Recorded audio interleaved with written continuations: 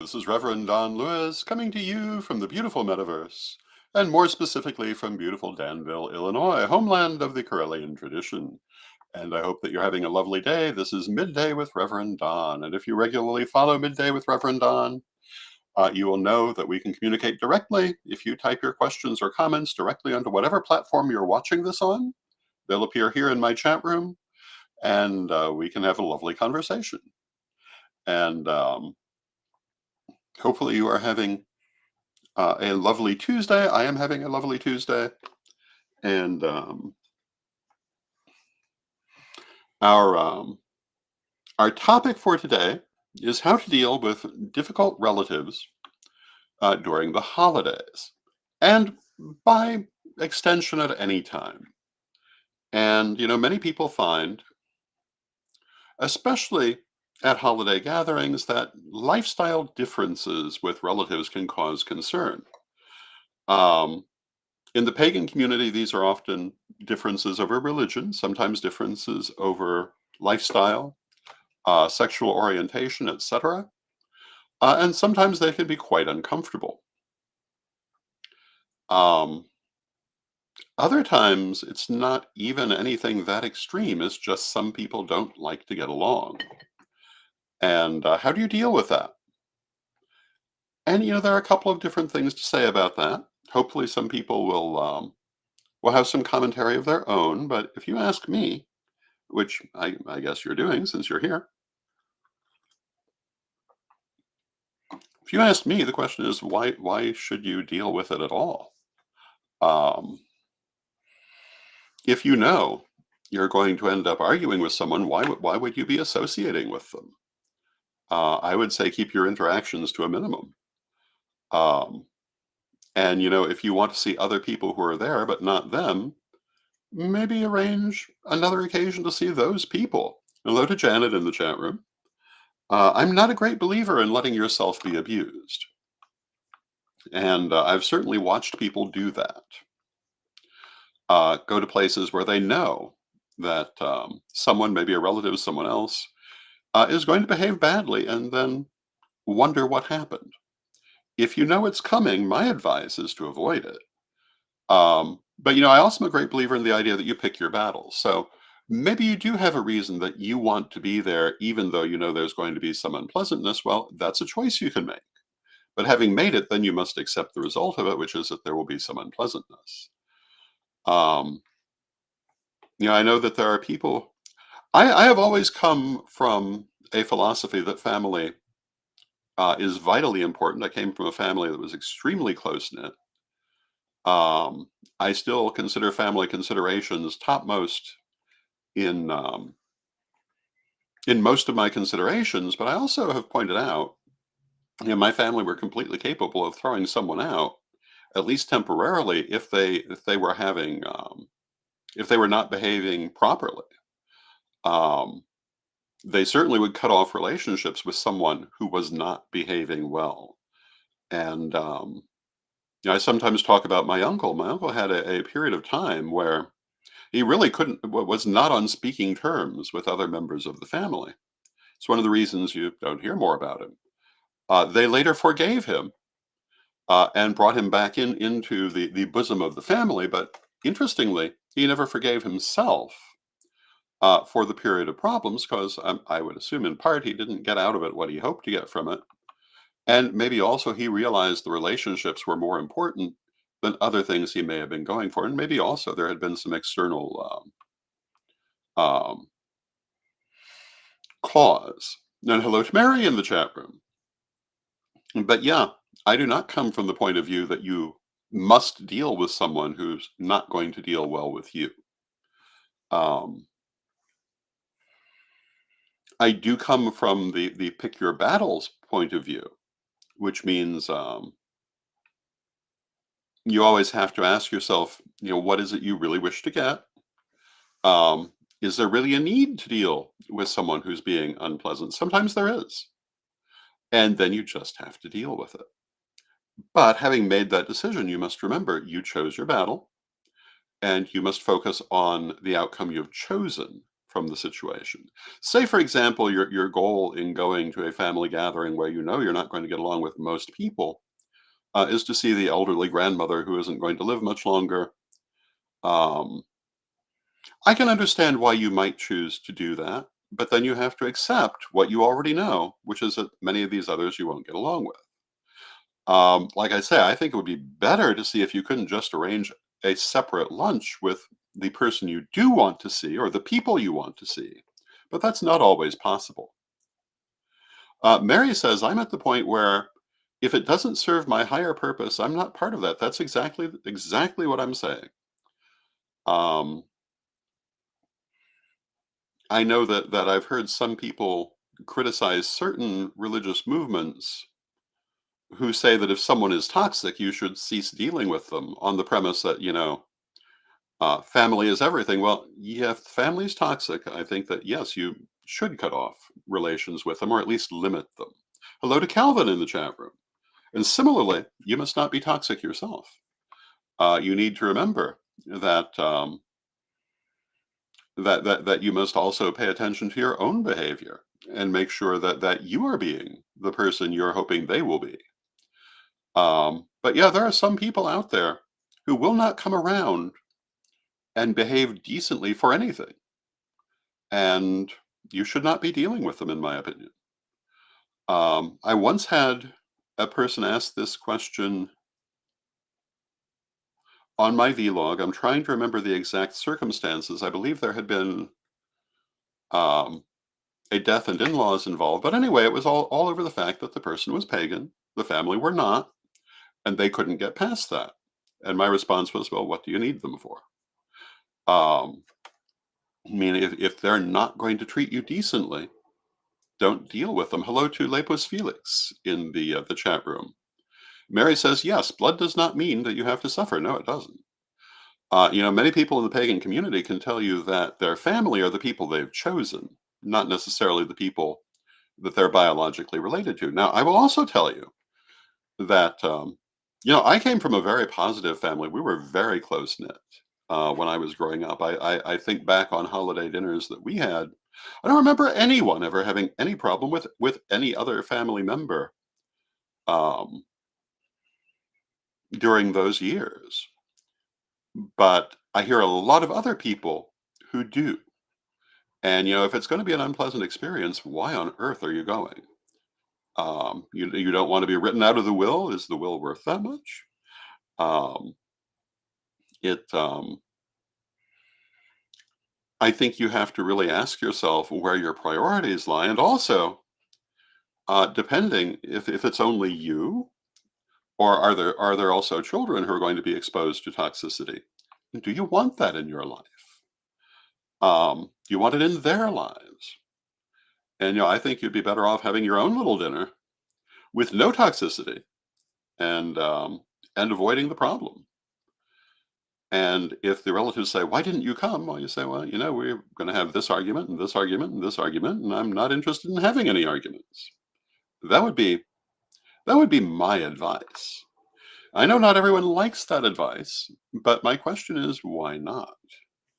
Um, and there is an answer to that too. Some people. Oh, and hello to Tom in the chat room. It's good to see you, Tom.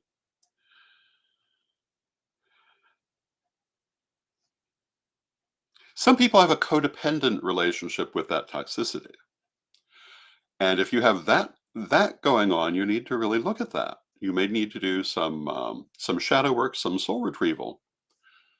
But some people get a lot of mileage out of the fact that the relatives don't approve of them. And then you have to ask yourself, among other things, why have you made the choices that you made? Was it to rebel against your family, or are they real choices? One of the things I do see sometimes in probably all quote alternative communities end quote. So if there are certain people who choose to be part of that community simply as an act of rebellion and not because they've truly embraced that community, and I don't.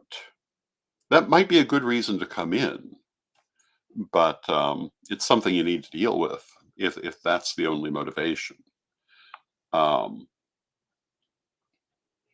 if if you really want to avoid the toxicity of arguments with negative family members, don't go. If there's part of you that's looking forward to the argument, I hate to tell you, but you're part of the problem. Um, Now, Lepus Felix says, I just end up where the wind of luck blows me and people find me. That's good. Calvin says, my side of the family was and still is toxic. My solution was to cut off all contact. I let them know I forgave them, but will never forget. That's exactly what I'm suggesting. Good for you, Calvin. Um, and, I certainly won't say people can't change, but without that change, you should pay attention to what you know. There's no point in having unnecessary toxicity in your life. Um,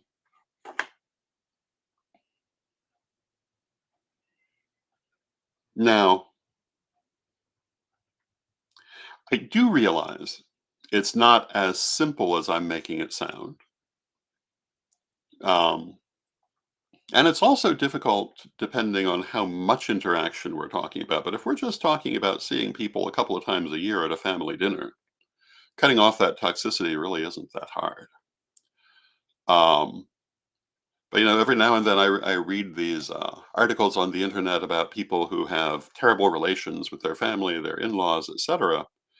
And I look at it and say, why on earth are you dealing with people like that? Um, if they don't approve of the religion you follow, they don't approve of the lifestyle you follow, they don't approve of how you're raising your children. Well, it's not their religion, not their lifestyle, and not their children. And you really shouldn't allow that in your life, in my opinion. Um, I suppose there's always a hope that you can save it, and maybe sometimes you can't. People do change their minds. And I have told people, and I stand behind it. If you have a situation where you have family members who don't approve of your religious choices, for example, sometimes if you just are patient and give it a while, they will come around because they will see that you're still the person you always were, that your choices were not bad, and that they were operating on misinformation. That does happen. So I'm not saying to rush to anything. Again, you want to pick your battles, but if you've seen the situation is irreparable, don't put yourself in it. Um, unless there's some overwhelming need to do so. Um, and that's something only you can decide. And it might be that relative who's going to die. It might be something else. I don't know. Um, but in a lot of cases, if someone's toxic, they're just going to stay toxic. And Janet says, I have this issue in my family. I try to be polite, but don't allow them to upset me. That is also a perfectly good response. If you wish to continue to have relations with them and you cannot allow them to upset you, that's perfectly fine. Um, you might even start to find it amusing. And if you're able to be in that space, that too is a perfectly good way to deal with it. I was reading an article the other day which talked about w- it was addressed to white middle class parenting. Um, I'm not sure how accurate it is in that title, because I only really know my own background. But it talked about growing up in a certain generation with parents who were focused on the idea that you were a guest and or a burden in their house. Um, Felt that you owed them for being there, etc. I can't even imagine that point of view. Um, I grew up in a family that was totally different in its attitudes. Um, Everything was about the family. It was the family home. Yes, it belonged to my mother. Everyone knew that. Um, but she certainly did not make an issue of it. Was that always the best idea? Maybe there might be times she should have made more of an issue, I don't know, but it's certainly not what she did and not what I learned to do, and I have to say there have been times in this last year, I've had people tell me that, during my career, I gave too much and was foolish for doing so, but I followed my family example, and, sometimes I've wondered, "Did I give too much?" And only the future will answer that. Um, I probably should have paid more attention to my own needs. And I think that one has to find a balance in these things. But do I feel like I gave too much? Well, I feel like that was my role. That's what I was there for to a large extent. And it is when you're in a certain position, you do have a certain responsibility. Um, Calvin says life is too short to put yourself in or stay in any type of negative environment, regardless. And by and large, I agree. Um, but again, there are times when you may be in a position where duty and responsibility require you to deal with unpleasant situations or unpleasant people, and then you do the best you can. A little diplomacy goes a long way. And within the concept of toxic relatives, being the person hosting the dinner who just wants everyone to get along, that's a difficult position in its own way. And how do you handle that? Well, it would seem to me that you need to try to work with people to get them to get along, and if at a certain point they can't, well, then someone doesn't get invited. Um, this has been how I have exercised my own responsibility for getting people to get along over the years. I try very hard to get people to get along, usually for very long periods of time. Um, but at a certain point, you just have to realize it's not going to work. And then it becomes a question, I guess, of who's right and who's wrong.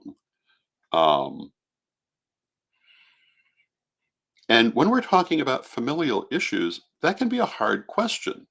Um, but generally speaking, if the argument is over someone's religious choices, that's their right. And if someone's objecting to that, they're wrong. If it's their lifestyle, that also is their right.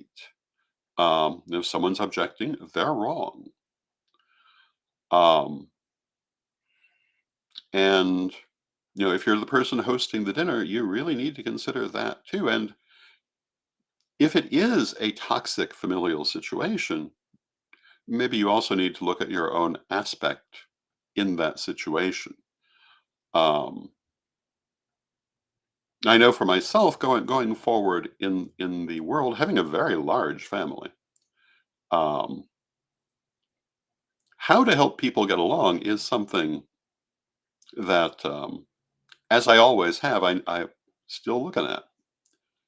Um, Calvin says this is where both sides just need to agree to disagree and go their separate ways. And that's exactly the thing. And if people can agree to disagree, they don't even need to go their separate ways. If they can actually just disagree, everything can be fine. Um, I know lots of people I don't completely agree with that I have no difficulty working with or no lack of respect for. I just realize they do things differently. And unfortunately, people have a tendency to need to feel right. And this is problematic. Um, and Lepus Felix says, remember, too many moths to one flame make things dark again. And you need to have safe limits. And I completely agree. Um, and Lepus says, light attracts shadows. It attracts those who can be bad news. And well, yes, it sometimes does. And, I've talked in the past about how, as spiritual people, we always want to be helpful. We want to help people to be their best selves. And sometimes you find you just can't.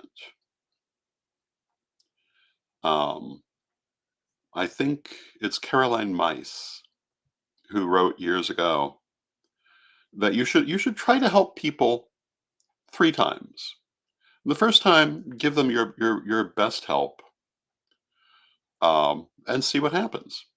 If they come back and ask for help a second time, um, be willing to give them a second chance, give them a little more help. But your first question is, did they pay attention to what you advised the first time? Did they try it and it didn't work? Um, did they not try it and now regret that they didn't? Um, or did they do nothing and still have the same problem?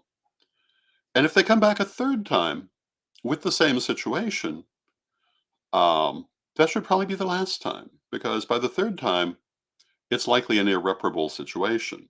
Now, of course, every situation is individual. There are exceptions. There are always exceptions. And if there's any one thing that I stand for very strongly, it's the idea that everything is individual. And that includes everything I'm saying here. I might be making blanket statements, but your individual situation is your own, and it may not be quite the same as what I'm saying, and you have to consider that.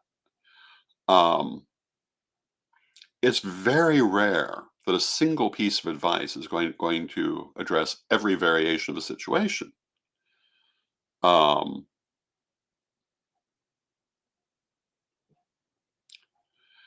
and Lepus Felix says you can't keep giving help, um, and expecting improvements, without talking and making a plan forward.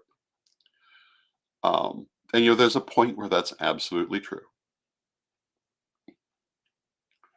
And at that point, you have to ask yourself more questions about that situation. Sometimes it's still a situation worth.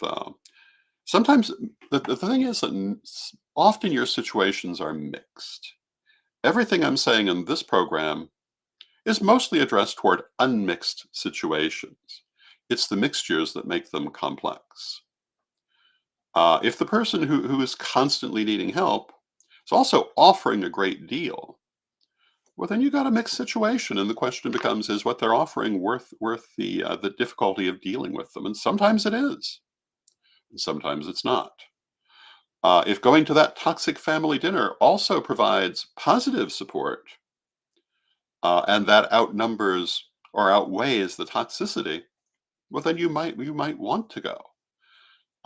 But these are individual considerations. But in and of itself, going to what you know is going to be a toxic situation is generally not the best idea. And yeah, that is just pretty obvious in the end. And again, it also depends. What are you getting from the situation? Are you getting anything? Um, and then you have to decide how to handle it. But in and of itself, why would you deal with toxic relatives? At a certain point, you just stop. Um, but generally speaking, at the same time, you should try to resolve it first. Um, and you should talk with them about what the problem is, how to move forward. And if they can't, then they can't. And that again is really all there is. And I talked about my uncle.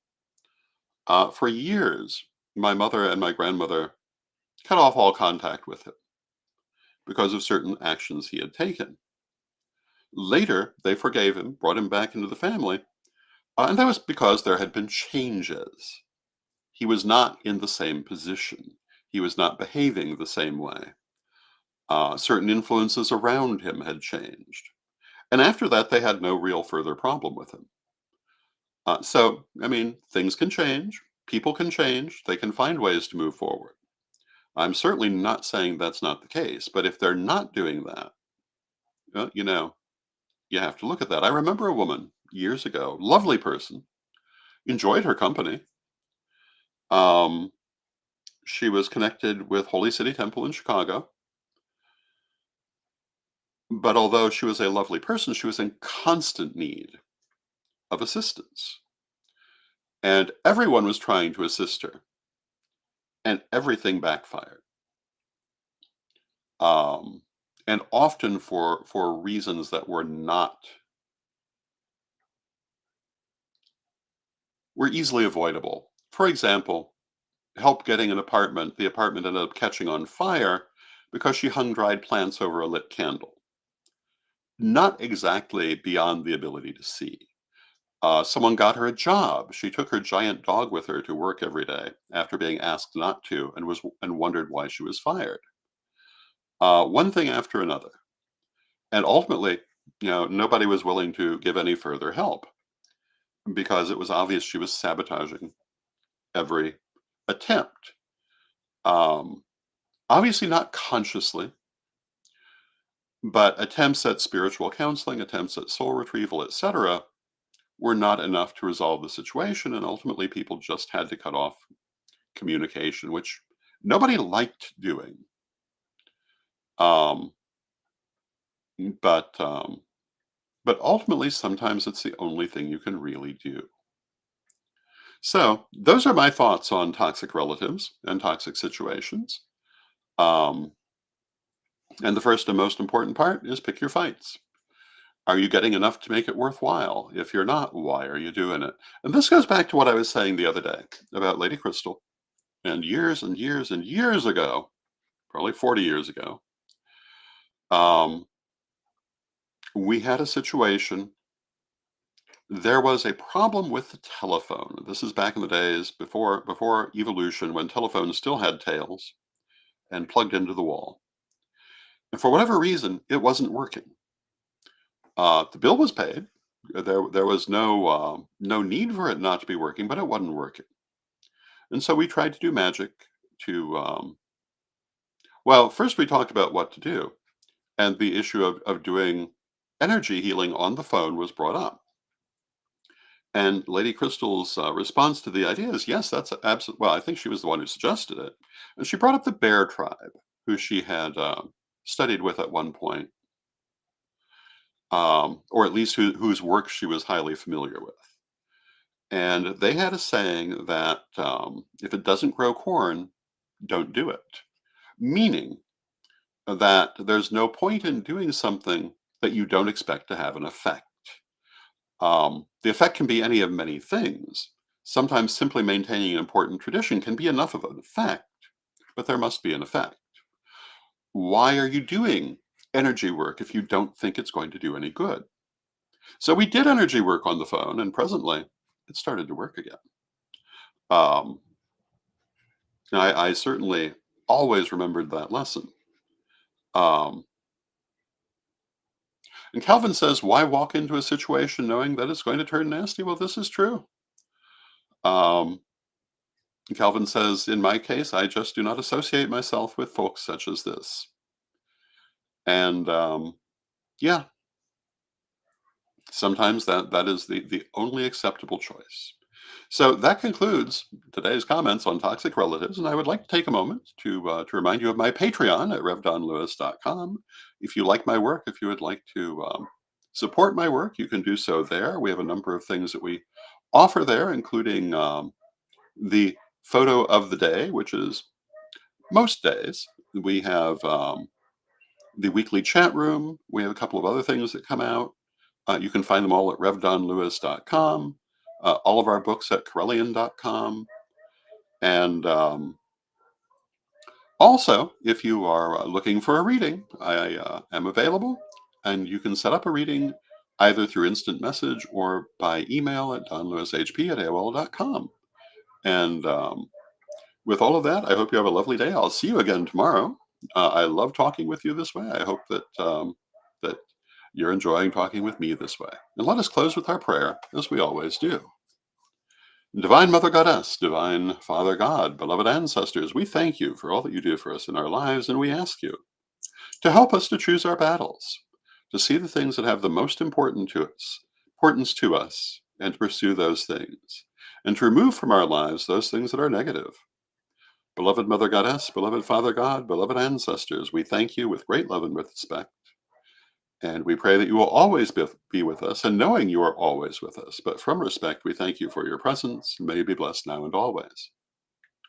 And I thank you for your presence. May you be blessed now and always, and I will see you tomorrow.